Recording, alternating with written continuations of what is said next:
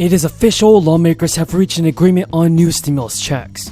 The next round of stimulus payments are going to begin going out to all eligible people sooner than expected, and this is definitely what we wanted to see from Congress. Folks, you want to stay tuned until the end of the video to find out how to receive the most important, the newest and latest fourth round of stimulus payments if you're on Social Security, SSDI, SSI, and even low income. Listen to this video. Now, late last year, Republicans in the Illinois House of Representatives announced a plan for a new round of stimulus checks to Illinois residents. The proposal was an attempt to curb impeding inflation rates by helping with the cost of living. As a result, the checks would have been at an amount lower than federal checks distributed since the crisis began.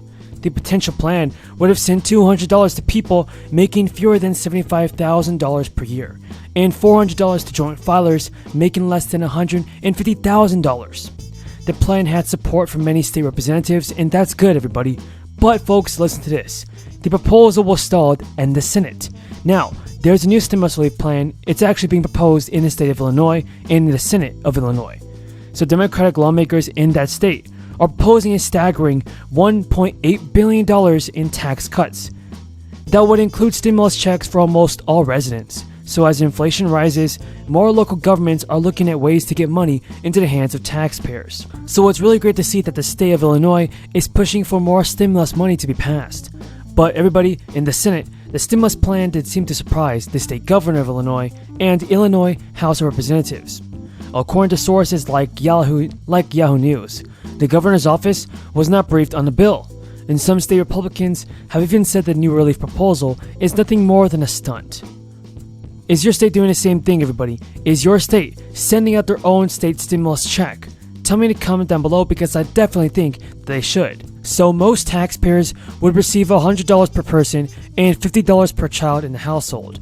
Property owners would get up to $300 in property tax relief checks. The proposed stimulus checks would be in mailboxes by September, 2 months before the general election. And grocery taxes would be suspended 6 months alongside a suspension of gas tax increases. The state would also freeze taxes on school supplies for 10 days in August. Funding would largely come from $8.1 billion of federal crisis relief package from Illinois received last year, as well as a state tax revenue surplus. In a press release, Senator L.G. Sims said we are going to drive down skyrocketing gas and grocery costs and give people some needed relief. The proposal will be taken up for the Senate early this week, so we can definitely expect to see a lot of action being taken by lawmakers. That's what we want to see, everybody, and I'm glad to see that this is happening. Finally, in a press release, state Democrats seem to be following ahead of the mayor of Chicago, who just announced $12.5 million in free gas and transportation cards for Chicago residents.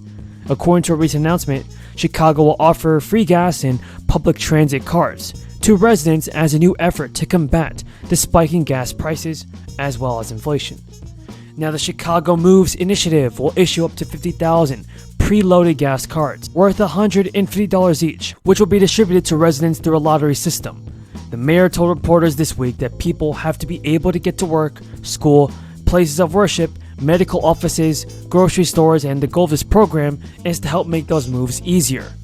The city of Chicago is going to issue 100,000 preloaded cards for public transit, worth around $50, the mayor added. Since early 2020, 3 stimulus checks have been distributed. Congress is definitely trying their best to help with the American people, and back in 2020 of March, $1,200 was sent out, $600 in December 2020, and $1,400 in March 2021. Now, on top of this, the American Rescue Plan included monthly advance child tax credit payments sent to eligible American families. Plus, there was even tax forgiveness on the first $10,200 of unemployment that Americans received in 2020. Now, lawmakers like Bernie Sanders, for instance, agree that more stimulus checks should be provided to people that are facing financial difficulties. And I definitely agree with Senator Bernie Sanders on this. It makes more sense for President Biden to send out more stimulus checks and also help out the American people with stimulus payments and additional stimulus money. If you guys agree, tell me in the comments down below. Frances Donald. She's chief economist and strategist at Manulife Investment Management. Frances, it's great to have you today. And you think they're ultimately going to have to back down here?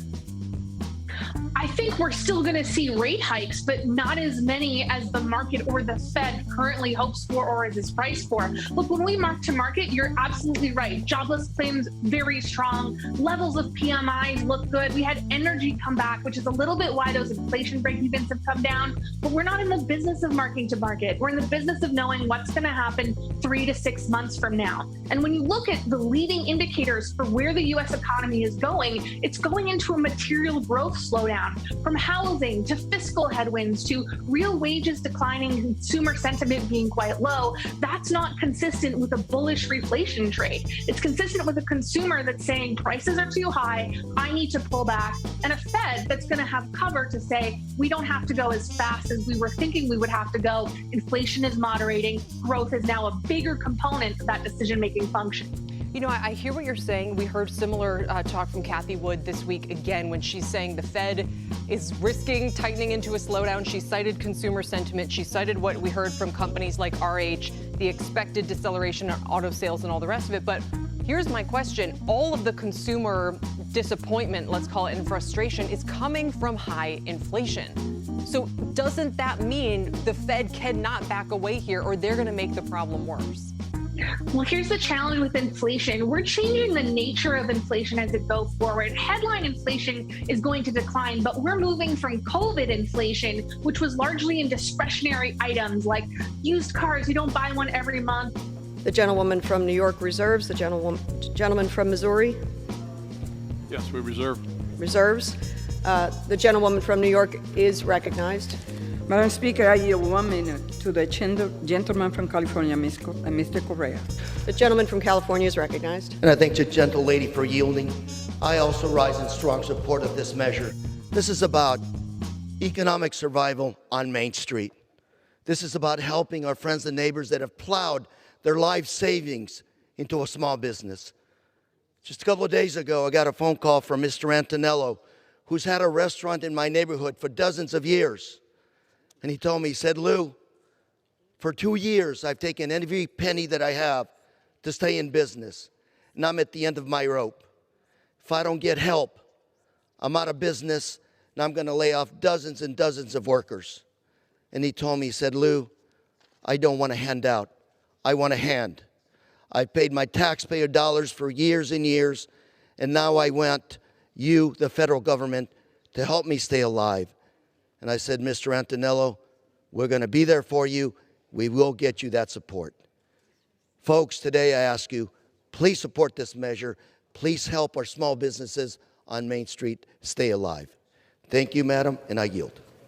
The gentleman from Minnesota reserve.